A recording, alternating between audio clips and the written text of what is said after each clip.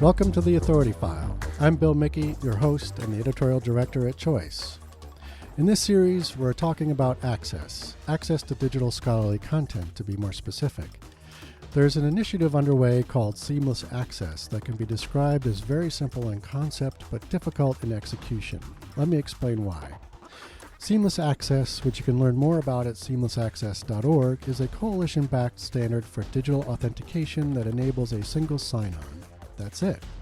And yet this process has been a long-standing problem for researchers who simply want to log into a publishing platform, whether on campus or off, and locate a journal article or other piece of digital scholarly content that's included in their institution's subscription package. The usual IP-based access a researcher has via their institution has been working less well, especially as a single sign-on. And the problem has become so acute that it's causing a critical mass of researchers to bypass that process altogether and locate the content they need on freely available sites, whether legally or illegally. It's a frustrating user experience for researchers, and it's an alarming development for publishers and institutions who are seeing a decline in usage of some very expensive content. Seamless Access emerged from the guidelines established by the RA21 initiative, and joining me to talk more about how it works are Heather Flanagan, Program Director at seamlessaccess.org, and Laird Barrett, Digital Product Manager at Springer Nature, which was one of the first publishers to implement the Seamless Access service. In this third episode of our four-part series, brought to you by Springer Nature, we discuss some of the privacy concerns cropping up around seamless access.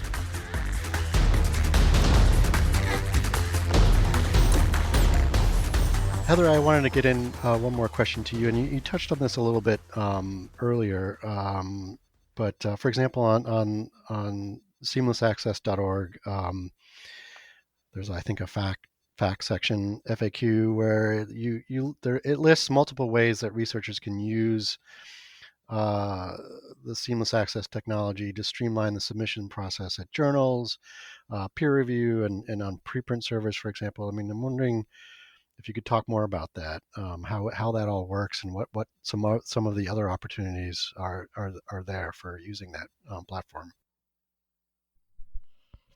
So there's a couple of different ways from a technology perspective to use seamless access, and I'm not sure if this is going to quite answer your question. Depending on what the service provider itself needs or is capable of, there's different ways to do an integration. You can literally just point to a URL and effectively outsource the entire thing. That's very straightforward and probably very good for many of the smaller sites that don't have the resources that the big houses do. For sites that have a bit more of a desire of customization around the size of the button or things like that, then there's a standard integration that we're focusing most of our attention on. And then there's an advanced integration where, and this is usually something we would expect groups with much more unique requirements to use, where they just work against the API directly.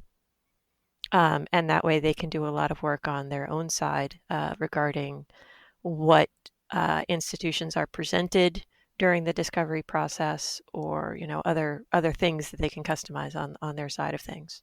That's what Springer Nature is doing, for example. They're helping us kick the tires, all the way around by using an advanced integration. Okay. And then I just wanted to quickly go back and to your point earlier, Heather, about sort of the communication or lack thereof between libraries and the groups within the institution who might implement something like seamless access, and have there been any recent success stories in that respect? I mean, what tends to work in that sort of communication pipeline? When getting the institution as a whole on board. So we've been trying a whole lot of different things, and I can't actually, I don't have insight onto if any one of these things are working better than any of the others. If I did, I would be far more successful at rolling this out. Right. We have a very active outreach committee Okay. And these are all volunteers. There's about 15 to 20 people, librarians, publishers, vendors, federation operators. They're all on this committee looking for, how can we improve our messaging? What conferences can we go to? What can we present to help people understand what this service is and what the service isn't? So that group has actually been active since RA21 has existed, and they've done a really great job. In other cases, we're almost successful because of the conflict within a campus. For instance, I'll give you a quick example. MIT sold. They had a lot of IP addresses. They had a really big range of IPv4 addresses, and those things are worth a lot of money. And so the IT department made a decision to go ahead and sell half of their IP address range, which netted them a fair chunk of change. But no one told the library. Why would you tell the library you're selling IP addresses? Why would it matter? Well, because if you're doing IP address authentication, Yep. Oops. Yeah. So there was a pretty big scramble on their side to suddenly try and figure out what their world sort of dropped out from underneath them. And they became much more motivated, I think, to look at some of the different possibilities out there while they were manually trying to change all their IP address ranges with all the different publishers that they were subscribed with. Right. So you mentioned real quick, I'm curious, you mentioned what seamless access isn't. So I'm wondering if you could talk a little bit about that. What might be some incorrect perceptions of seamless access? Seamless access is about the identity discovery process. That's really all it is. Yeah. It's not about storing a username, and it's not about storing a user password. We have no idea what the username and user password is. It's not about requiring any particular attributes about a user be released. The identity provider actually controls that behavior. And seamless access itself doesn't. We're enabling one piece of the full end-to-end federated authentication workflow. A lot of concerns have come forward about, what about the privacy of the user? Yeah. Well, yes, that's actually incredibly important, which is why we're not storing any of the user's information. And on that point, from the Springer Natures idea, from our perspective, it's an experience of federated access. And when it comes to individual user data, when we with federated access, when we send that request off as a service provider to the institution's identity provider, we don't request any individual information back. We don't need it to do the institutional authentication that we're doing. If an institutional identity provider sends it to us, any individual information, we just throw that away. So really what we're focused on is trying to ease the institutional authentication process.